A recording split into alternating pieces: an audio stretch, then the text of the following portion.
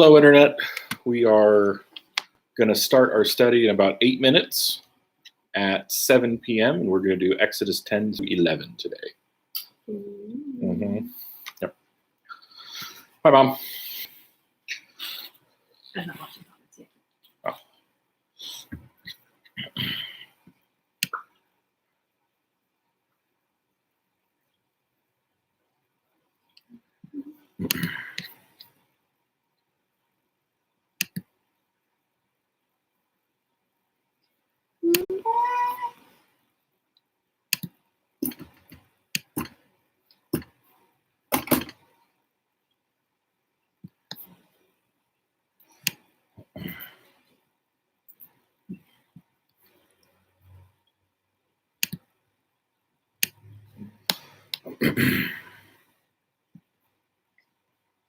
The words technology is so dumb did actually come out of my mouth as a student today. Yeah.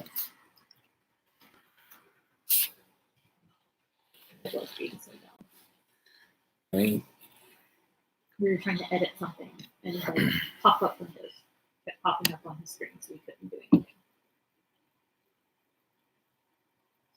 I had to take pictures of it and email it to Jeff since it's something Marshall wants to look up.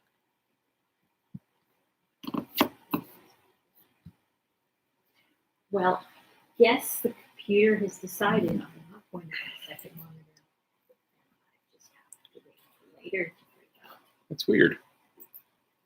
Normally the extra monitor works on that one pretty well. Well, it was working until like I moved it over here.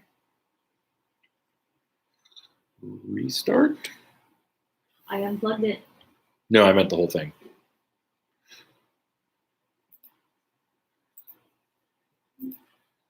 Just save everything.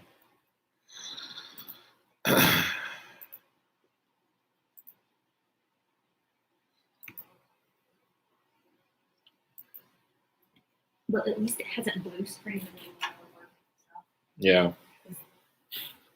That I made a screen. I would have a screen and it felt bad.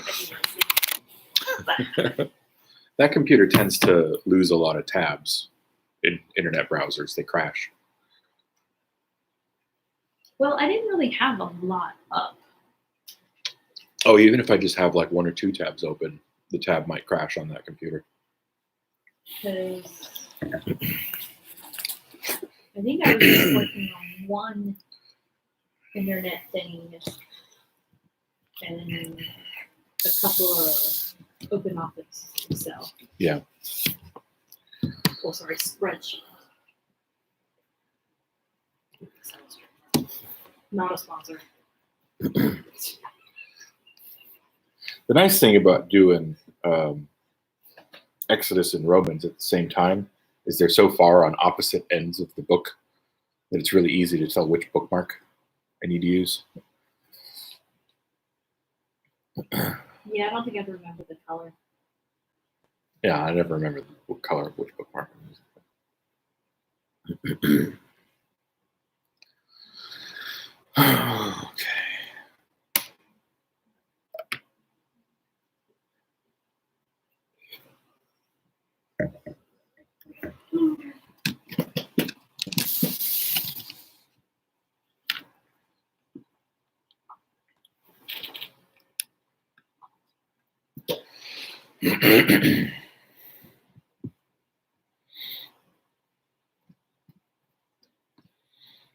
So yeah, I made it miss my window of getting you to help me with it.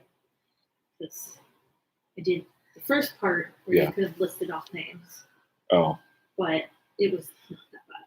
well, I'll still help you with it later And if I then- can. Right now, to make it easier for anybody ever to help me, Yeah. which it's today, I have to fix spreadsheet so it's seeable and easier to read Yeah. before I can have somebody like I do and I go, okay, fill this column in with this, fill this column in with that, fill that column with that. It's too bad there's not a way you can just batch download all the things you need. They have. I did actually eventually find because last night it was even worse. Yeah. But I did find the button to press that gives me more data. Uh-huh. But it has some extra stuff that I don't want. But it also doesn't have 3 pieces of information that I do want. Yeah. Oh, freezer popped up. What popped up? The- Oh, yeah. Are they plugged in? No, Okay. just Oh, that's right. It's just running the configuration program in the update background. Adobe Flash Player. Some other time. Razer updater. Your device may not function as expected in the update. Don't worry, this won't take long. Basically, every single time I restart that computer, Adobe tries to get me to download McAfee antivirus. And they try and sneak it in. They try to sneak it in, which is exactly why I will never ever buy an Adobe product. Internet. Adobe not a sponsor. Yeah. Because it makes me think of the dude dad, also not a sponsor. When they make videos, anytime they mention things, Yeah. they'll say not a sponsor or Yeah. not sponsored yet or is a sponsor. Apparently, they actually are going to have their own show on like TV. Who's going to have their own show on TV? The doodad people. They've gotten pretty big on Facebook where he will make things. I don't know if I showed you the Mother's Day thing that he made. Hmm. He's made like a rally track for his. Oh, he did the Hot Wheels where he turned his kids like wheelie or like electronic cars and Mhm. souped them out. One of them made it look like the Dumb and Dumber vehicle with the ear flap dog vehicle. Hello. Who is it? It's Jim. Hi, Dad. I'm still trying to. Yeah.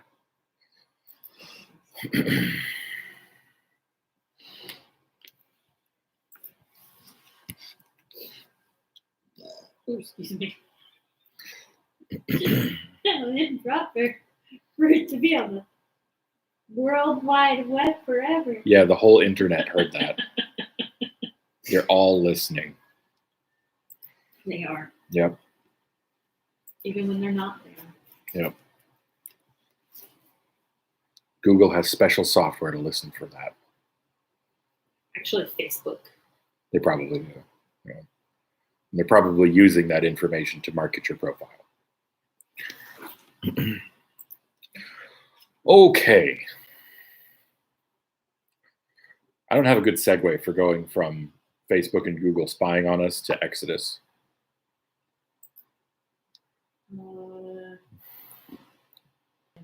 Yeah, there's not really a segue for that.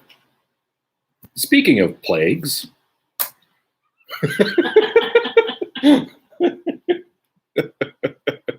Hi, Bob. Okay, so we're going to start Exodus 10 through 12 today. I say we're going to start it, but we're going to finish it. It's not really that long, especially 11. 11 is pretty short. So we are going to cover the last 3 plagues and the actual leaving of Egypt itself, all in these 3 chapters. And of course, the Passover is sandwiched in the middle there. So let's jump in. Exodus 10, verse 1. Then the Lord said to Moses, oh, I got a backstory, right? Uh-huh. I have to recap. Okay. Recap. So there's 10 plagues in total. We know that because we've read this book before, or we've seen the movie. And we've covered 7 of them so far. And we kind of alluded to this. Well, we'll have actually some connections back to Romans later on. But we talked about how Pharaoh started this whole exchange with Moses by pitting himself against God, right? God has taken it upon himself at this particular time in the narrative to get the Israelites out of Egypt and bring them to the land that he promised to give to the descendants of Abraham, right? Well, Pharaoh pits himself against God with his kind of disastrously foreshadowing opening line, "Who is the Lord that I should care what you say?" Or, I'm paraphrasing, of course. But for the first 7 plagues, Pharaoh makes his own decision to reject God and Moses' request, right? Before the whole thing started, God told Moses, "I will harden Pharaoh's heart." But for the first 7 plagues, all we saw was Pharaoh hardening his own heart, his own refusal, right? All of that changes in chapter 10. So the last plague that we had read through in chapter 9 was the hail that destroyed, basically anything that was left outside, right? And there's a little line in there about how the hail beats down all the things that are outside, but it only destroyed certain varieties of grain because of what season it was. That's in verse 31 of chapter 9. The flax and the barley were destroyed because the barley was ripe and the flax was budding, but the wheat and the spelt were not destroyed since they are later crops, right? That's going to become important in a very short period here. So that chapter ends with, "So Pharaoh's heart was hardened and he did not let the Israelites go, as the Lord had said through Moses." Okay. Now we get to chapter 10. "Then the Lord said to Moses," so this is in response to Pharaoh's refusal at the end of chapter 9, "Go to Pharaoh, for I have hardened his heart and the hearts of his officials, so that I may do these miraculous signs of mine among them." Now, this can be a little bit of a sticking point, because does that mean that God has actually been manipulating Pharaoh the entire time and he wasn't really refusing? Well, actually, no, because this is foreshadowing that Pharaoh is going to refuse again in just a few verses, right? So the "I have hardened" in past tense applies to "I have prepared Pharaoh for this just about to arrive encounter that you're going to have with him." That's the reference for this particular verse, right? It's still kind of weird. It's still kind of weird. "Go to Pharaoh, for I have hardened his heart and the hearts of his officials, so that I may do these miraculous signs of mine among them." And this is, of course, something we talked about. The whole point of this very dramatic contest between God and Pharaoh is to prove who's really God. "And so that you may tell your son and grandson how severely I dealt with the Egyptians and performed these miraculous signs among them, and you will know that I am Yahweh." So Moses and Aaron went into Pharaoh and told him, "This is what Yahweh, the God of the Hebrews, says. How long will you refuse to humble yourself before me?" Now, how long? Well, a little bit longer, because we started this chapter with, God has this time hardened Pharaoh's heart, right? "Let my people go, that they may worship me. But if you refuse to let my people go, then tomorrow I will bring locusts into your territory. They will cover the surface of the land so that no one will be able to see the land. They will eat the remainder left to you that escaped the hail." Because remember, the hail only destroyed certain of the crops, not the other ones, because they weren't up yet, right? Just a small translational note. That thing where it says "surface of the land will be covered," that could actually be read a little bit differently, right?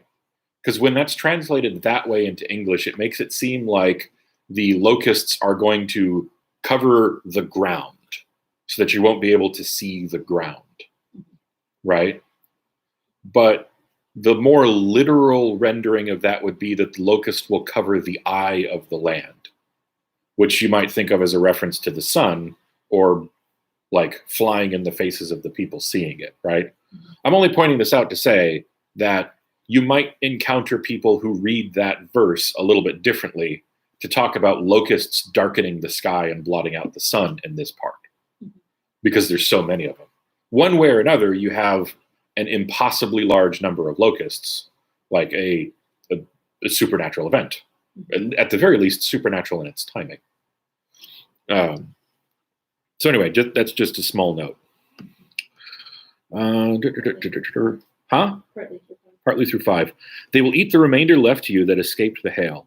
They will eat every tree you have growing in the fields. They will fill your houses, all of your officials' houses, and the houses of all the Egyptians, something your fathers and ancestors never saw since the time they occupied the land until today.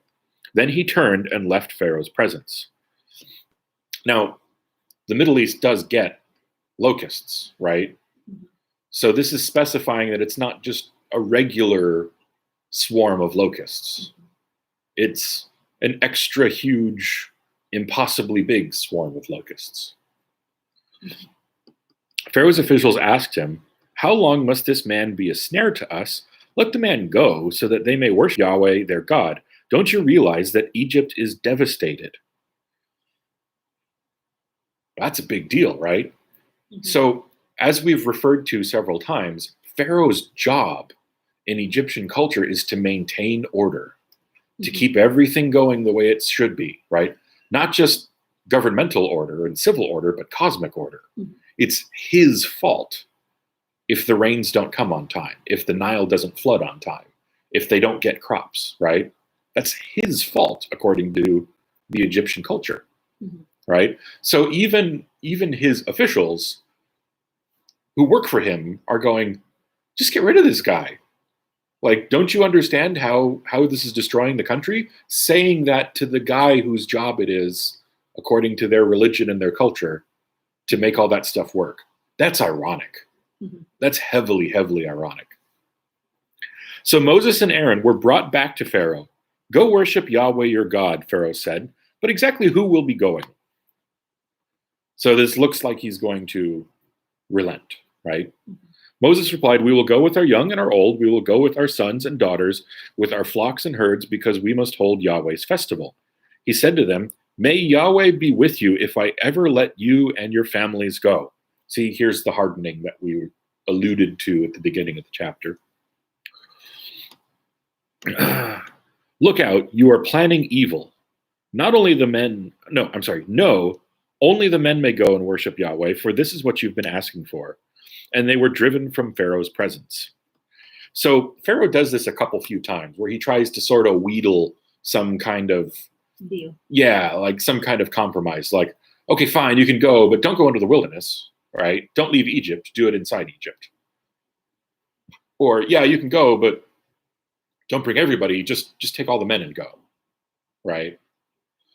And Moses doesn't buy it. That's not what he's been told to do, right? He's been told the whole nation is going because it's not temporary, right? That's okay. God has promised them that he's now going to fulfill the promise made to Abraham, right?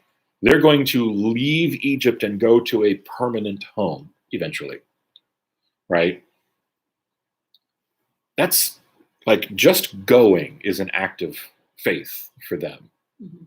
Just picking up their stuff and leaving is an act of, we believe that God has said he's going to do this and we think he's going to do it now, Mhm. right? So it's a big deal. There's definitely a spiritual part of this, not just, if you wanted to reduce it down to economy and politics and culture and stuff like that. There's definitely a spiritual dimension to it. Okay, moving on. 12. The Lord then said to Moses, "Stretch out your hand over the land of Egypt, and the locusts will come up over it and every plant in the land, everything that the hail left." So Moses stretched out his staff over the land of Egypt, and the Lord sent an east wind over the land all that day, through the night. And through the night. By morning, the east wind had brought in the locusts. The locusts went up over the entire land of Egypt, then settled on the whole territory of Egypt. Never before had there been such a large number of locusts, and there never will be again. They covered the surface of the whole land so that the land was black, and they consumed all the plants on the ground and all the fruit on the trees that the hail had left. Nothing green was left on the trees or the plants in the field throughout the land of Egypt. Now, remember what we said earlier about the possible other reading for the locusts covering the eye of the land? Locusts aren't black, right?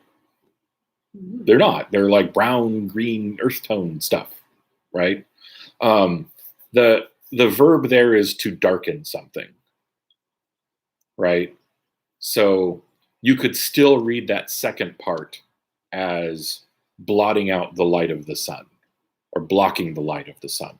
Or you could read it as darkening the land because the locusts are darker than the sand. Yeah.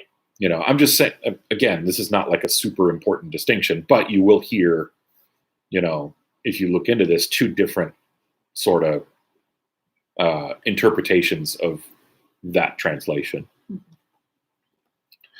Okay, this is verse 16. Pharaoh urgently sent for Moses and Aaron and said, I have sinned against Yahweh your God and against you. Please forgive my sin once more and make an appeal to Yahweh your God, so he will take this death away from me. Death? Why death? This is just bugs, because they're eating all the food, right? Like this is the end for Egypt if this doesn't stop. They will all starve to death or sell themselves for slaves or something, right? Mhm. This is bad. Moses left Pharaoh. I'm just going to start that over. Words are hard. Moses left Pharaoh's presence and appealed to the Lord. Then the Lord changed the wind to a strong west wind, and it carried the locusts and blew them into the Red Sea. Not a single locust was left in all the territory of Egypt, but the Lord hardened Pharaoh's heart, and he did not let the Israelites go. So, two hardenings, right? There's something I want to look up there where it says Red Sea in Dot in front of mine. verse 19. Me too. So, go to my interlinear here. For discussion, see note 1416. Okay. So this is something we're going to talk about more when we talk about the sea crossing, right? Yeah. This word, it's either Yam Suf or Yam Sof or Suf or something like that, because remember the voweling was added later, right? This word could either mean the Red Sea, or as Jim points out, the Sea of Reeds, right? Which is a distinct body of water that's known. There's also a possibility that it's interpreted as kind of something that's symbolic in Egyptian culture for the Sea of the End, right? Where it wouldn't be Yam Suf, it would be Yam Sof. I might be wrong about the voweling there. But there's a string of canals, right, that's visible in aerial and satellite photos. That's very ancient in Egypt, that connects the Red Sea, right, and crosses the dividing line between Sinai, right, the wilderness of Sinai, and Egypt. And in ancient times, that sea, or that string of canals and lakes, right? Some were man-made, some were connections, like man-made canals connecting natural things that could be filled with water, right? Mm-hmm. That was viewed as the border between Egypt and the wilderness. Symbolically, in Egyptian culture, it was also the border between the land of life and the underworld, Mm-hmm. right? So it's very interesting to cast the because this is about the locusts, right? It's very interesting to see the locusts being cast back into the underworld symbolically, right? When the way that Pharaoh described them was death. Mm-hmm. There's some literature going on there for sure. Yeah. My little note in the picture for 1416 area does what, like, there's sort of Old Testament phrase versus New Testament phrase. Yep. That's where I was. So whether you're going to choose to look at that as Sea of Reeds or Red Sea, or the sea that constituted the border between, or the eastern border of Egypt, right? It's kind of, it doesn't make that much difference in the minds of the people who are the audience for this, right? Because to them, these bodies of water are all connected. They didn't necessarily draw a very strong geographic distinction, because the water in the Red Sea is the same as the water in the Sea of Reeds, which is the same as the water in that eastern border string of canals, right? So this is more a hang up for us in modern times who are trying to piece together the narrative than it is a hang up for the people who were living it and who were reading it in ancient times. Mm-hmm. We still don't really understand Pharaoh hardening heart and whatnot. But so this is where we're going to look back at what we read in Romans. mm-hmm. So in Romans, we were covering 8 and 9, right? And there was a passage in between there where Paul goes, doesn't God have the authority or the sovereignty to forgive who he wants to and be merciful to whoever he wants to, but also to use people for displaying his judgment, right? Mm-hmm. And demonstrating his power. That's basically the position that Pharaoh finds himself in. Pharaoh is an example, right, of how God can take a person who's behaving like an enemy all on his own, right? We had multiple instances, half a dozen plus, of Pharaoh being rude and dismissive and derisive towards Moses and Aaron for asking for what God wanted, right? And God then uses that guy and strings him along further, right? In order to make an example of him and in order to make an example of the Egyptian religion and their gods, to demonstrate his power and authority, right? So at some point, and that dividing line is between chapters 9 and 10, Pharaoh went from hardening his own heart to God doing it for him in order to make a point, right? In order to push the judgments even further, because it's going to get very extreme by the end of chapter 11, or chapter 12 rather, right? So this is kind of an object lesson in how that whole thing works. And it's important to think about because Pharaoh is still responsible for his choices, right? God's not pushing Pharaoh in a direction that Pharaoh was not already going all by himself. So Pharaoh can't claim innocence, right? He's still a human being with free will. This is the direction he chose. God's just saying, all right, you made your bed, now lie in it. Make sense? Make more sense? A little bit? It's a solid maybe. It's a solid maybe. Okay, I'll take it. It's better than no.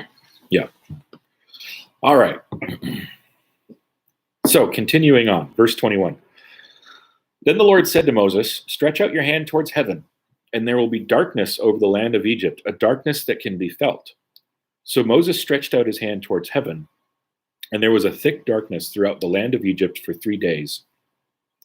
One person could not see another, and for 3 days they did not move from where they were. Yet all the Israelites had light where they lived. Pharaoh summoned Moses and said, go worship Yahweh, even your families may go with you. Only your flocks and herds must stay behind. So another round of bargaining. Although the thing that I noticed interesting about this one is Moses wasn't told to go to Pharaoh first before he did it. He just it just happened. Well, yeah. Well, it's something God told Moses to do in response for Pharaoh's previous refusal. Right, but up until this one, every single plague that we have record of, Moses always went in and said, here's the thing. This will happen if you don't. This happens, or he comes up to him and demonstrates the thing. Mm-hmm. This time, there was no I see what you're going saying. to Pharaoh. It was just, it just happened. I see what you're saying. And Pharaoh somehow knew he had to go see Moses. Well, he's had 8 examples.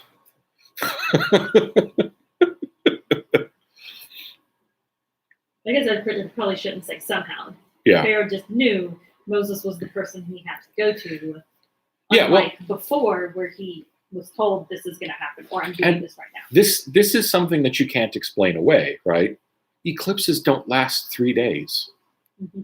Eclipses last a matter of minutes, right? Even they're not super dark. Right. I mean, because we had an eclipse here not that long ago. And it was still pretty bright outside. Yeah. Yeah. All right. 25.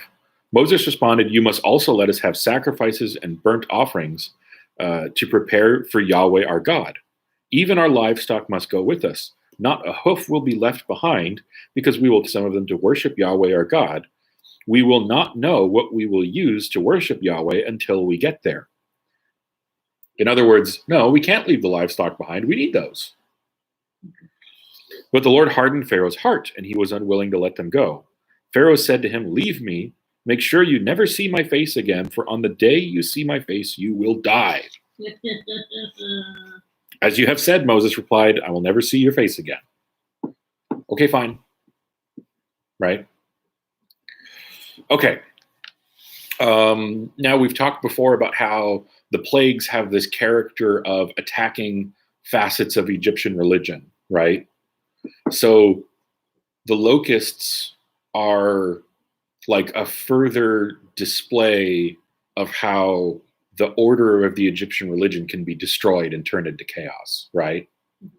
But the last one that we did, the darkness, well, the Egyptians' highest god was Ra, the sun god, right? And for 3 days, no one could find him. Mm-hmm. That's a big deal for their religion. Yeah. There's some heavy theological baggage there, right? God tells this human being, "Wave your hands," and then no one will see Ra. Right? That's not nothing. Mm-hmm.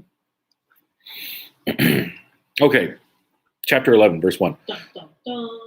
The Lord said to Moses, "I will bring one more plague on Pharaoh and on Egypt. After that, he will let you go from here. When he lets you go, he will drive you out of here. Now announce to the people that both men and women should ask their neighbors for silver and gold jewelry." The Lord gave the people favor in the sight of the Egyptians, and the man Moses was highly regarded in the land of Egypt by Pharaoh's officials and the people. Here. Right? Because by this time, 9 plagues in, they know whose God is winning. Right? They know it's not the Pharaoh, the supposed incarnation of Horus, the son of Ra. It's Moses, his God is winning. Right? It's Yahweh, the God of the Hebrews.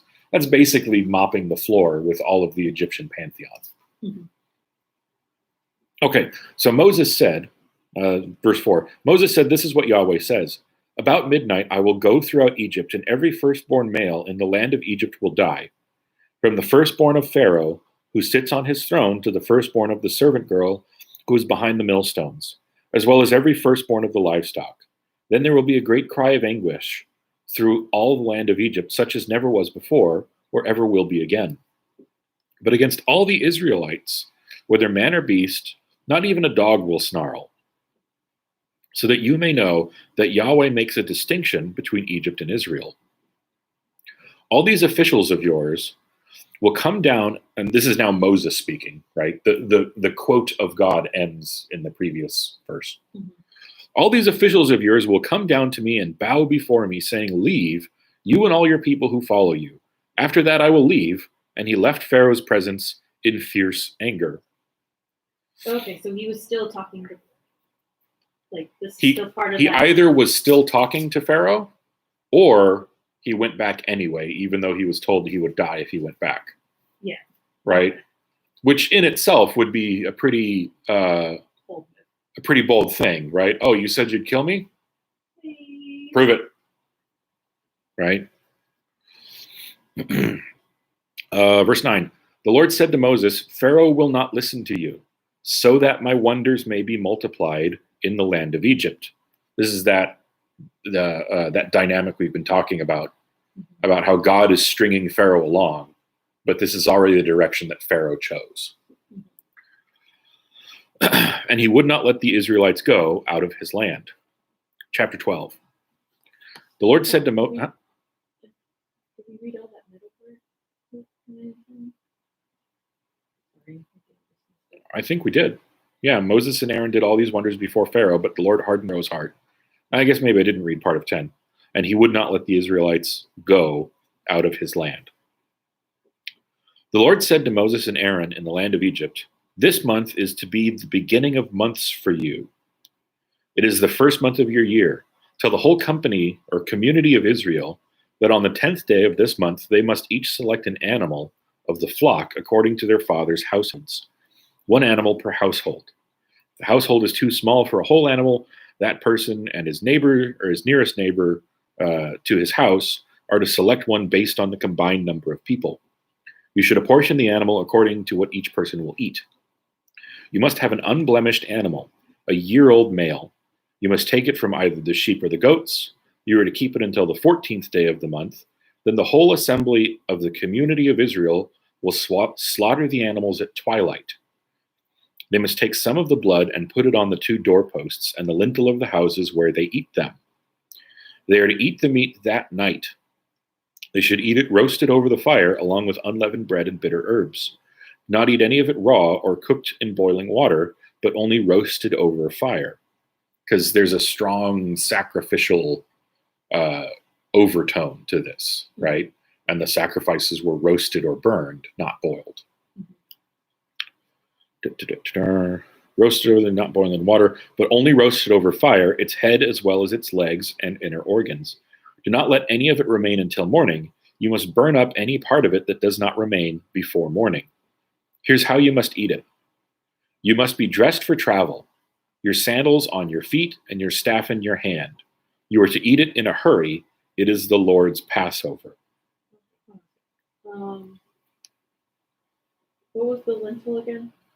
Basically, the top piece and 2 side posts, right? Well, because I know it said 2 doorposts, but I wasn't sure if because it says lintel of the houses in which they eat them. Yes. I don't know what that phrase means. That basically means put blood all around the door, the frame of the door. But in which they eat them. Right. Because they're eating the sacrifice. They're eating the Passover meal. They're eating it inside, not outside. Oh, okay. Yeah. The houses that they eat them in is the door frames that they eat. Yes, they're not eating the door frames. Well, I wasn't thinking that, but I just thought it was like a phrase. Now I'm thinking about eating a gingerbread house. Okay, sorry. Anyway, so there's this interesting mixture of kind of sacrificial elements, right? Because it's to be slaughtered and roasted, and then anything left over is burned, as opposed to boiling it, right? They're not to make a stew out of this. But at the same time, there's all this stuff about be ready to go as you eat it, right? Because the idea is the next morning you're going. Mm-hmm. The next day you're going to pick up and leave, so you better be packed, right? Mm-hmm. And that's another kind of statement of faith by action, Mm-hmm. right? Because if you do this thing, you're identifying with God's plan, with his promise to take the people out of here and move them somewhere else, right? You're identifying as, I'm part of that group that's going. I'm with the Israelites. Their God is Yahweh, so he's my God because I'm with them, Mm-hmm. right? As opposed to, I'm with the Egyptians. Their gods were all defeated by Yahweh, Mm-hmm. right? They were shown to be puppets or nothing. And, which group are you going to be in? Are you going to be in the group that stays, that's worshiping the false gods? Or are you going to be in the group that goes, that's worshiping the true God? Mm-hmm. Who are you following, right? So it's really a line in the sand moment for them. Okay, 12.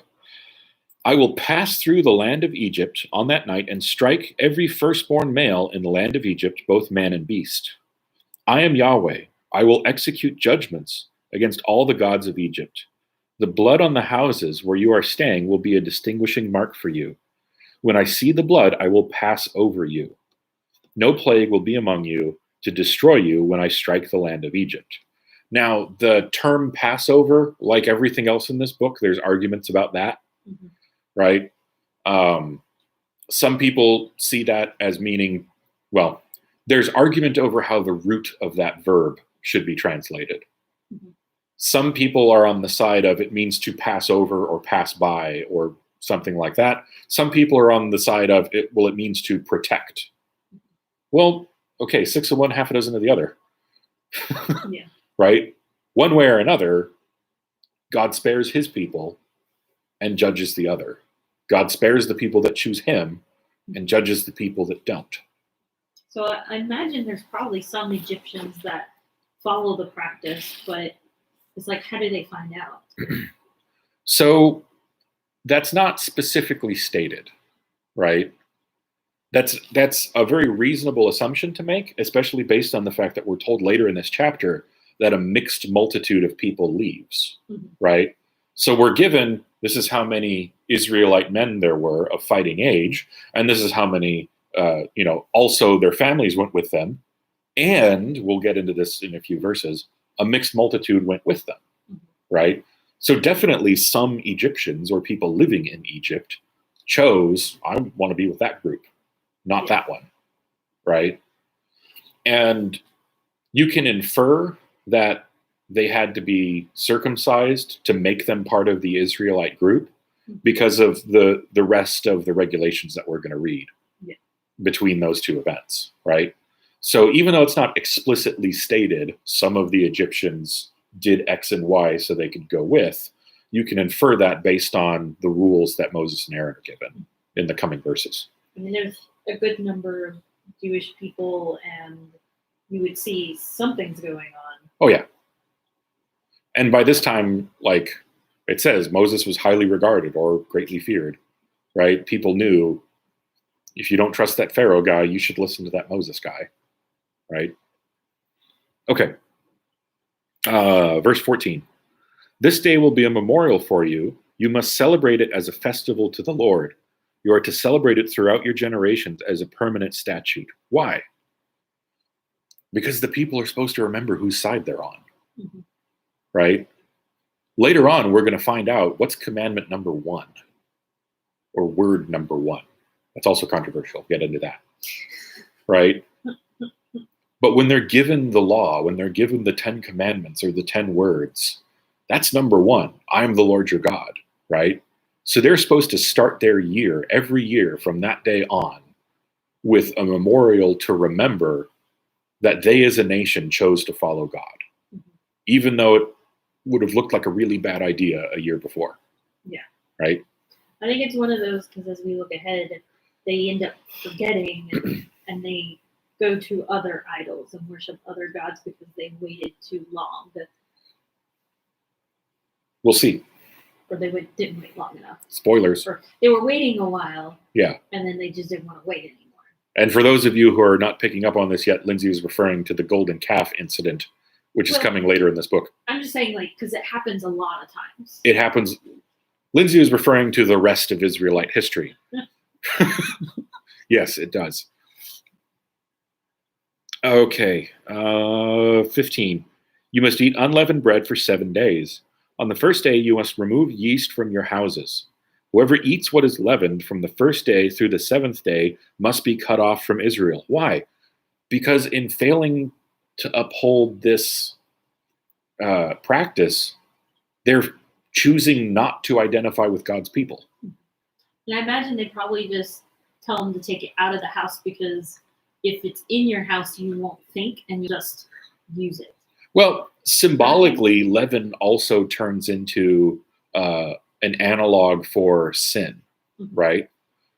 So removing the leaven from the house has this symbolic meaning of purifying the house. Right. Because God's people are supposed to be a holy people. They're set apart for God, right? Because sort of like also spoilers, where it's like, don't intermarry and don't mingle with this group. Exactly. Push them out so that Yeah.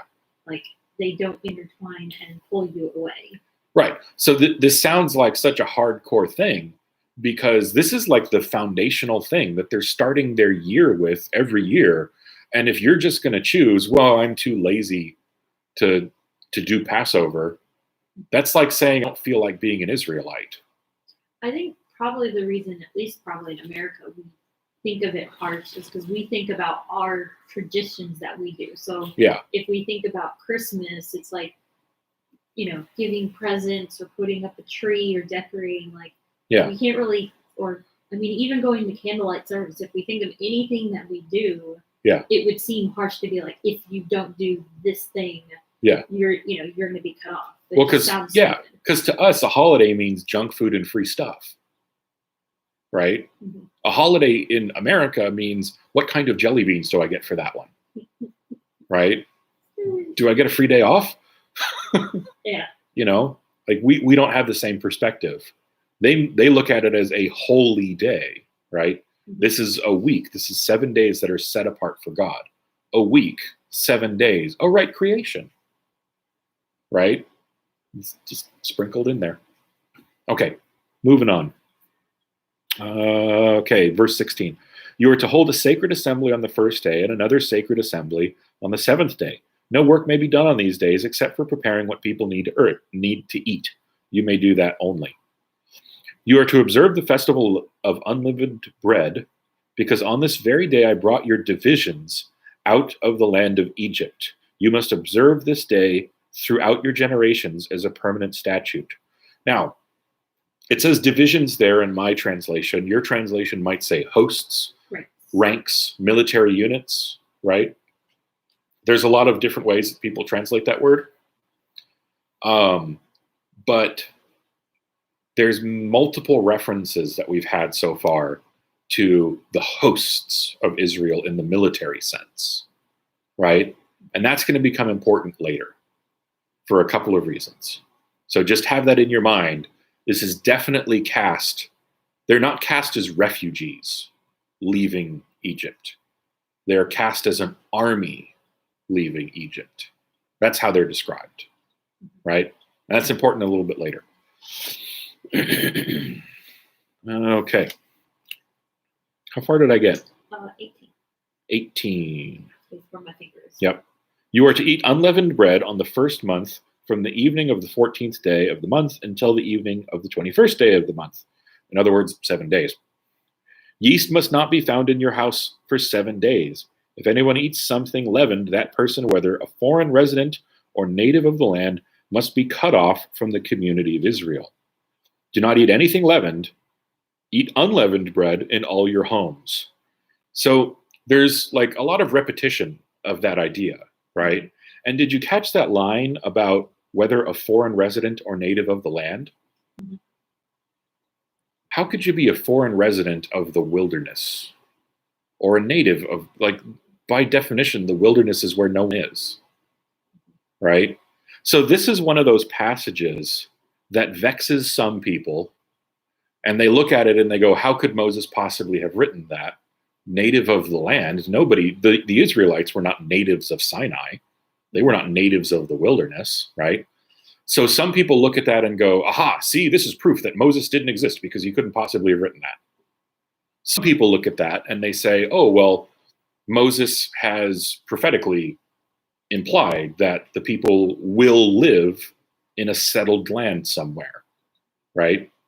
And some people look at that and say, well, maybe this is an editorial clarification, right, that a scribe added later on in order to make this passage like underlined, bolded, block letters, don't break the law, right? You could argue either. I think the second two make sense. I think the people who say that this is proof that Moses never existed or evidence that Moses never existed are just being obtuse. Like, that's dramatically overstating. I mean, they probably don't believe in the Bible, so it doesn't right. matter. They're just being critics who want to pick nits and refuse to think about any of the very reasonable explanations for that. ESV has whether he is a sojourner or a native of the land. Yeah, that's similar. I guess my point here is you could take it as a later editorial comment, or you could take it as Moses looking ahead to when the people are living in the promised land. Mhm. Either way is sensible, right? It just kind of comes down to, do you believe that Moses wrote 100% of Exodus? Or do you believe that Moses wrote most of Exodus and some scribes or editors added some things to make it clearer? Mhm. Again, you could argue both, right? 21. Then Moses summoned all the elders of Israel and said to them, "Go select an animal from the flock according to your families, and slaughter the Passover animal. Take a cluster of hyssop, dip it in the blood that is in the basin, and brush the lintel and the 2 doorposts with some of the blood that is in the basin. None of you may go out the door of his house until morning, when the Lord passes through to strike Egypt and sees the blood on the lintel and the 2 doorposts. He will pass over the door and not let the destroyer enter your houses to strike you." Just thinking, like, oops, I forgot one of the doorposts. Yeah. Like, because if you don't follow the directions exactly, it doesn't matter. I mean, Right. we're not going to get into a discussion of hanging chads here, are we? No, that was it. It just popped in my head.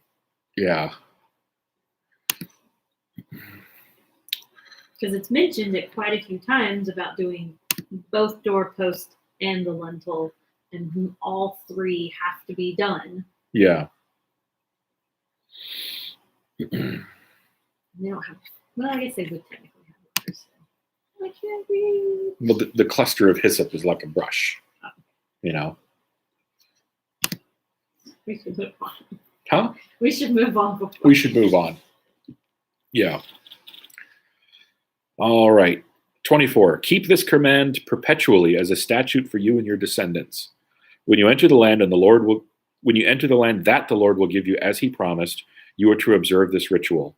When your children ask you, "What does this ritual mean to you?" you are to reply, "It is the Passover sacrifice of the Lord. For he passed over the houses of the Israelites in Egypt, and he struck the Egyptians and spared our homes." So the people bowed down and worshipped. Then the Israelites went and did this. They did just as the Lord had commanded Moses and Aaron. 29.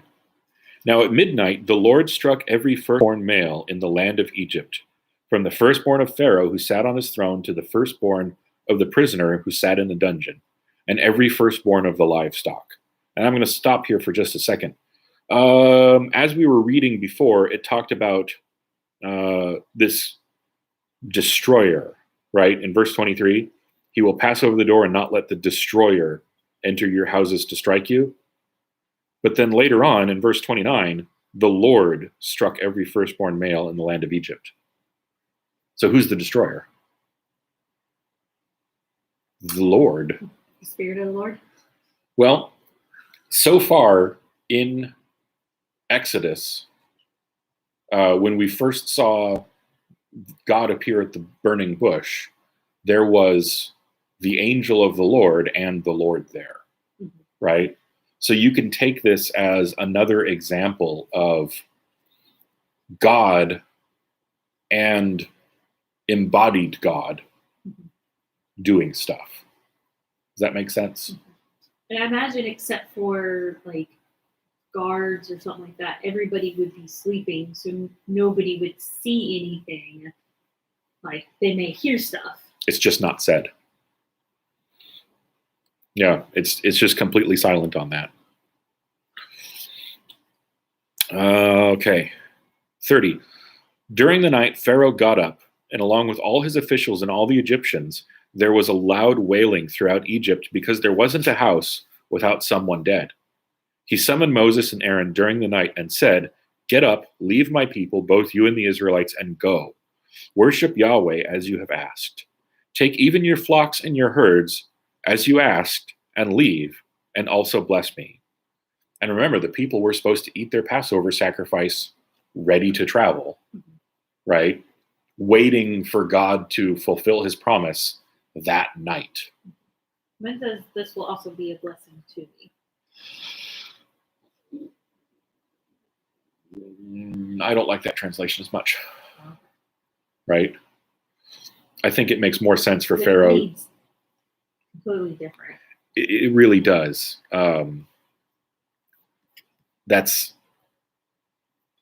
where I think it makes more sense for Pharaoh to mean it in the context of, please appeal on my behalf to God, right? Okay, 33. Now the Egyptians pressured the people in order to send them quickly out of the country, for they said, "We're all going to die." So the people took their dough before it was leavened, with their kneading bowls wrapped up in their cloths on their shoulders. The Israelites acted on Moses' word and asked the Egyptians for silver and gold jewelry and for clothing. And the Lord gave the people such favor in the Egyptians' sight that they gave them what they requested. In this way, they plundered the Egyptians. And this is going to become important later because that's the material that's going to be used in the construction of the tabernacle and the various priestly and temple implements, right? Well, not temple implements, the tabernacle implements. Yeah. And the, what's it? The ark? Yes. Yes. The Israelites traveled from Ramses to Sukkoth, about 600,000 soldiers on foot, besides their families. An ethnically diverse crowd, which is a strange and very 21st century way to translate a mixed multitude. Yeah. Also went up with them, along with a huge number of livestock, both flocks and herds. Now we're going to pause here for another second. 600,000 soldiers on foot. Remember, we said that this was a very militaristically characterized exodus, right? There's a lot of scholars that look at that and they say 600,000 soldiers plus their families. That's like 2.5, 3 million people.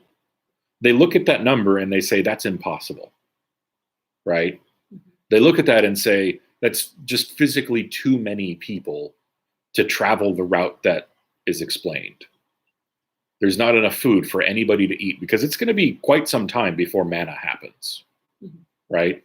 There's not enough water for people to drink. There's not enough food for them to eat. You can't carry that much food for that many people, right? Yeah, Plus, not everybody's going to be able to carry it or have it. And they look at populations of countries at that time and they say 600,000 plus all their families, that's too many people, right? And some of them will do the math and go, wait a minute.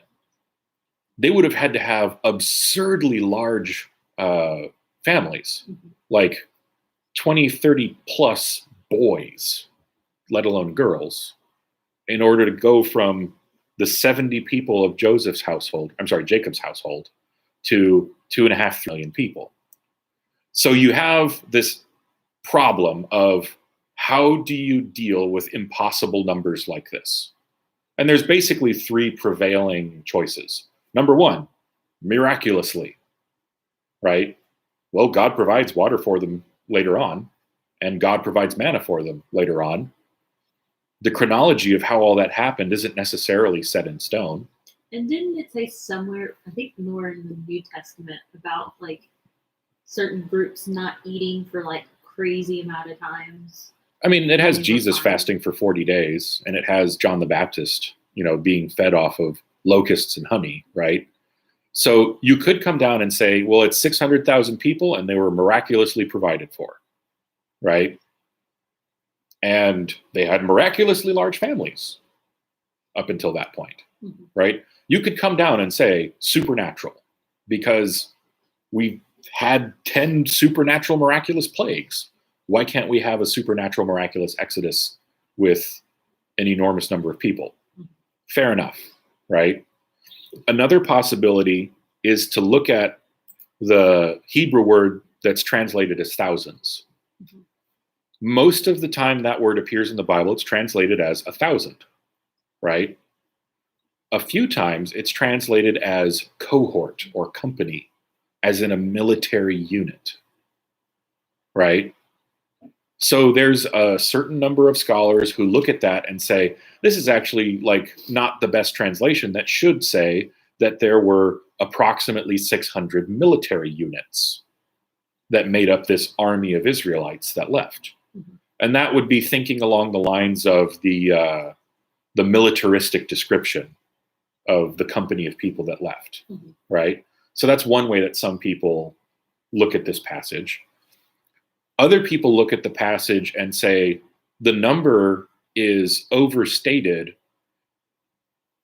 because of the militaristic language to say this is how great the army of Yahweh's people is, Mhm. right? Not only did Yahweh trounce Egypt's gods, not only did he humble Pharaoh, not only did they plunder the Egyptians who gave them willingly a bunch of stuff, but they marched off into the wilderness with this enormous, impossibly large group of people, Mhm. right? So they would take the 600,000 as hyperbole, Yeah. right? Because they're still supposed to be the smallest group in all the land. Exactly. They're going into Canaan where all of the countries that they're going to settle among are bigger than them, right? Both like number wise and size wise. Yeah. So there are that's a literary defense, right, of the large numbers. So there's a translational way to look at it, which some people buy, some people don't. There's articles about it. There's a literary way to interpret that, saying, well, maybe there's a literary purpose to this, which is to explain how much greater God and his people are than the Egyptians that they've just overcome. Or you could just call it miraculous, right? It kind of depends on, where your heart is at with this particular passage. When you die, you can just ask God, what happened? Yeah. But one way or another, when the internet says, there was no Exodus because there's too many people, well, that's dramatically overstating the evidence, right? Like there are credible, reasonable ways to interpret this. Anyway,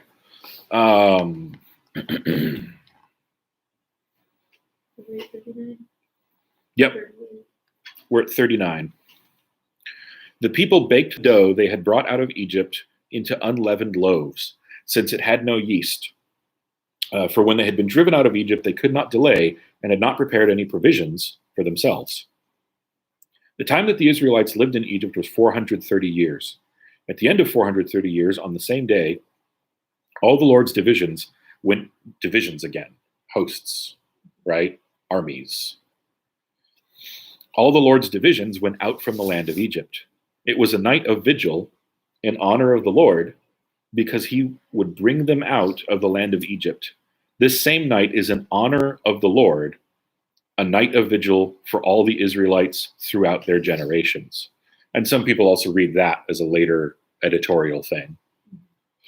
And this was the other, I think we were talking about this a couple weeks ago, the idea that being there 430 years can be a little hard to get such large numbers. So, unsurprisingly, perhaps, the 430 years is also controversial.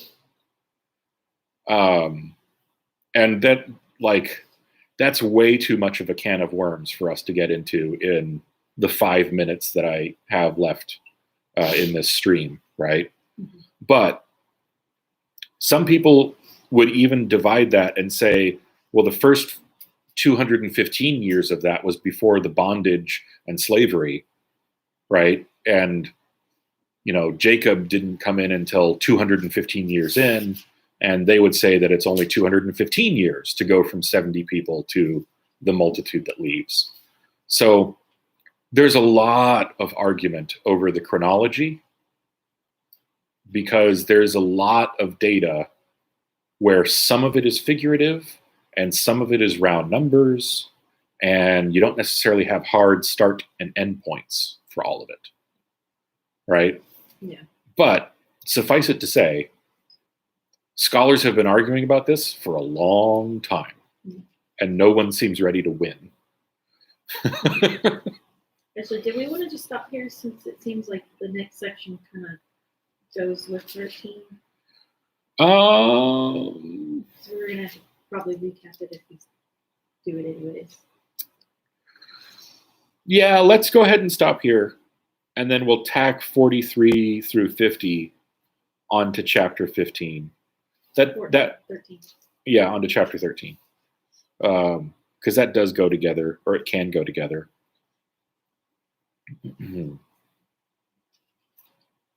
Yeah. All right. So I was going to try and remember some things for like prayer requests. yeah, Um, I think the big one this week is Joel and Amanda's family, because Amelia and her surgery, and still Adam. and still Adam. I mean, his recovery is going to be years. It's going to be a while. Um, but he got a new cast. Yeah. But still, hopefully everything. That was like a break all the way across. Yeah. So his still being able to heal. There's been a couple other, so God will just know what I forgot. All right, let's pray. Father, thank you again for allowing us as later believers to be part of your people, even though we weren't, of course, descended from the people that you chose way back when.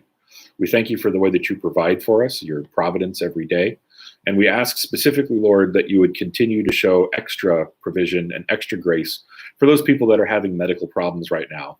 Because the whole world's a little bit crazy, and hospitals are extra crazy right now, and nothing is easy. So we have, of course, some friends who have specific things that they need, and you know that better than we do. And we trust, Lord, that you will be with them. In Jesus' name, amen. Mm-hmm. When is Amelia's surgery? I don't specifically know.